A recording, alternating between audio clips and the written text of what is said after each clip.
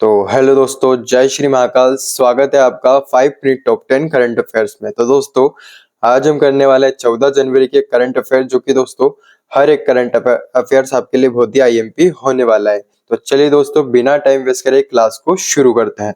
पहला क्वेश्चन आपके सामने।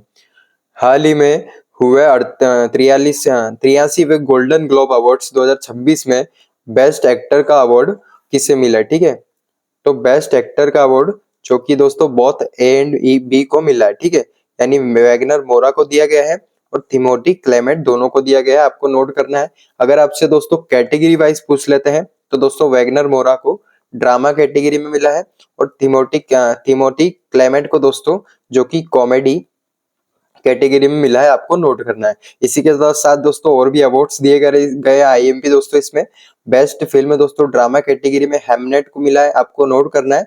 और बेस्ट फिल्म दोस्तों कॉमेडी कैटेगरी में जो कि वन बैटल आफ्टर अनदर को दिया गया है।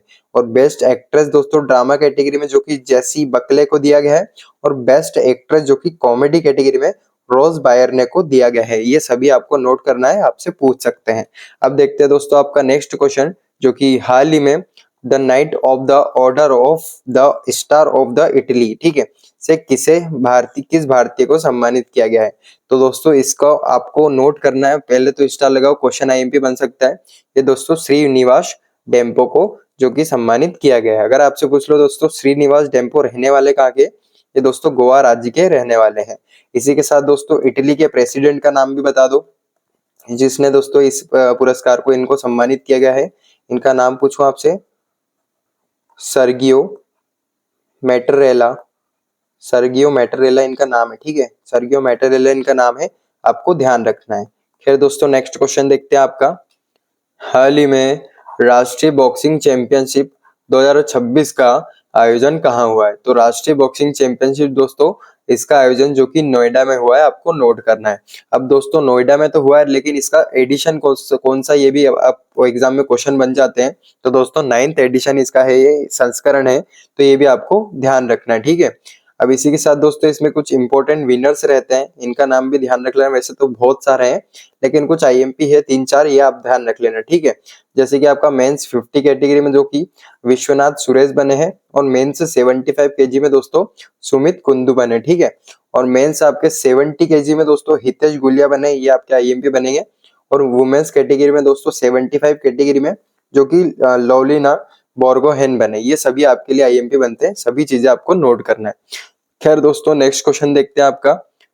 हाल ही में महिला और नाबालिग लड़कियों की सुरक्षा के लिए अक्का पांडे योजना को किसने मंजूरी दी है? ठीक है, यानी किस राज्य में इसको शुरू किया गया है? ये दोस्तों कर्नाटक राज्य में अक्का पांडे जो कि योजना है इसको शुरू किया गया है। ठीक है, कहाँ पे? कर्नाटक में। अब दोस्तों आपको इसका उद्देश्य तो पता चली गया, जो कि महिला और नाबालिग लड़कियों की सुरक्षा के लिए किया गया है। ठीक है, क्या दोस्तों अगला क्वेश्चन देखते हैं आपका। हाल ही में किस फिल्म ने दुनिया का सबसे बड़ा एआई फिल्म पुरस्कार जीता? ठीक है, दुनिया का सबसे बड़ा एआई फिल्म पुरस्कार जीता है।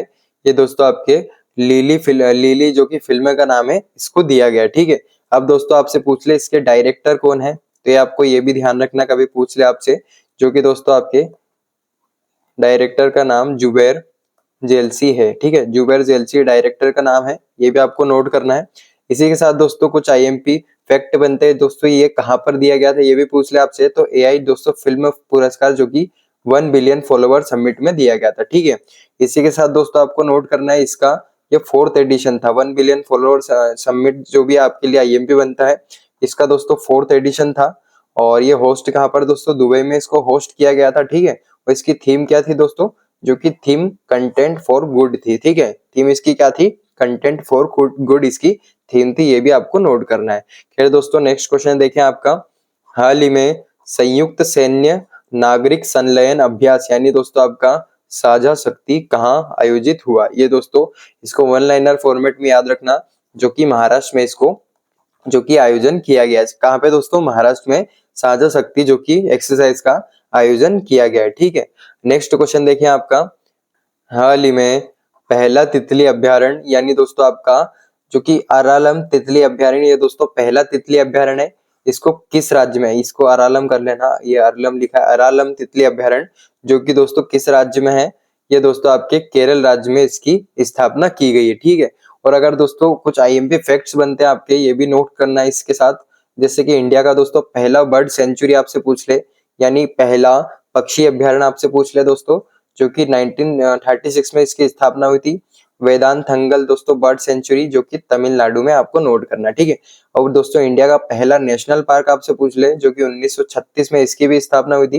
ये भी दोस्तों आपका जिम कॉर्बेट नेशनल पार्क, जो कि दोस्तों हेले नेशनल पार्क के नाम से इसको पहचाना जाता है, ठीक है। और दोस्तों इसको उत्तराखंड में इसकी स्थापना की गई थी। ये सभी आपको नोट करना है।